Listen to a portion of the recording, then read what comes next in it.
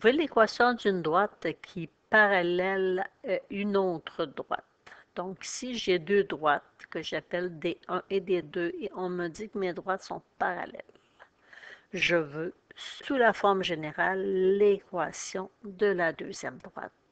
Donc, y égale mx plus b pour la deuxième droite. Ou ax plus b, ça n'a pas d'importance, c'est le même principe.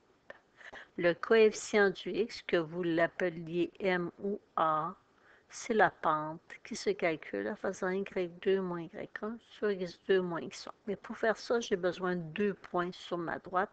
J'en ai pas. Donc, si je n'ai pas 2 points qui me permettent de calculer la pente de ma droite, je dois chercher des mots-clés qui sont soit parallèles ou perpendiculaires. Fait que dans notre cas à nous, c'est parallèle. Nous savons que deux droites parallèles ont la même pente. Ça veut dire que la pente de la deuxième droite va être la même que celle de la première droite.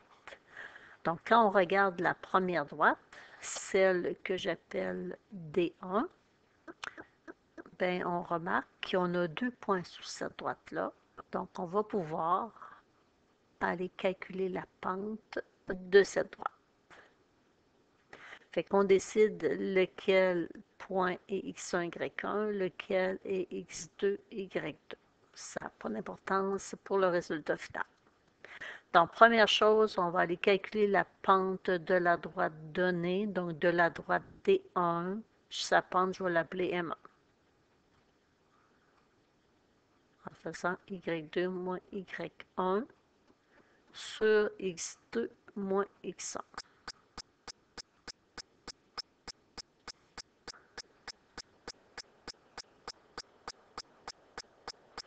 Donc, 3 moins 1 sur 1 moins 4. 3 moins 1, 3 plus 1, 4. 1 moins 4, 5. Fait que ma pente est de 4 5. Puisque mes deux droites sont parallèles, ben, automatiquement, la droite D2 a aussi une pente de 4 5. Fait que j'ai des droites parallèles, fait que vous pouvez écrire parallèle. Ça implique que mes deux droites ont la même pente, qui est 2 4 5e. On pourrait aussi écrire en symbole mathématique, là. Ma droite D1 est parallèle à ma droite D2, donc M1 égale M2 égale 4 5e. C'est correct aussi. Fait qu'on va aller trouver l'équation de notre droite, qui est y égale mx plus b. Nous savons que la pente, le coefficient du x, est de 4 5e. Ce qu'il vous reste à faire, en utilisant le point donné, bien là, il faut faire attention parce que nous, là, on cherche l'équation de la deuxième droite. Fait que celle-là ici, fait qu'on ne peut pas prendre n'importe quel point. On en voit 3, là. On a moins 4, moins 1, 1, 3, puis 5, 2. Fait que celui qui m'intéresse, c'est celui qui est sur la droite dont je cherche l'équation. Fait que c'est le point 5, 2.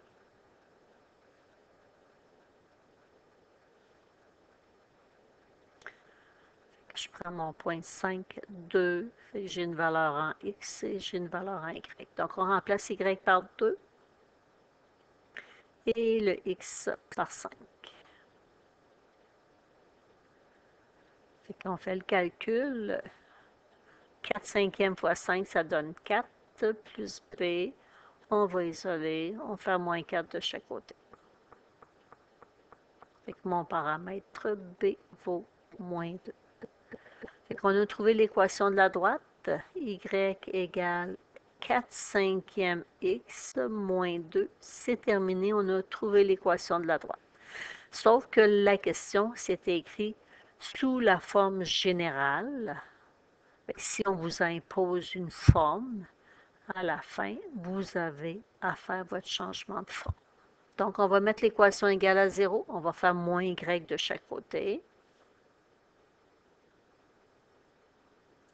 J'aurais pu écrire 4 cinquièmes x moins y moins 2 égale 0. Là, c'est correct. On met ça sur un dénominateur commun. Fait qu'un nombre qui se divise par 1 et 5, ça va être 5.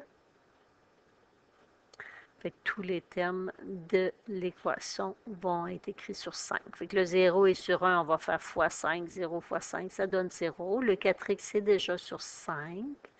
Le y est sur 1, on va faire fois 5. Et le 2 est sur 1, on va faire fois 5.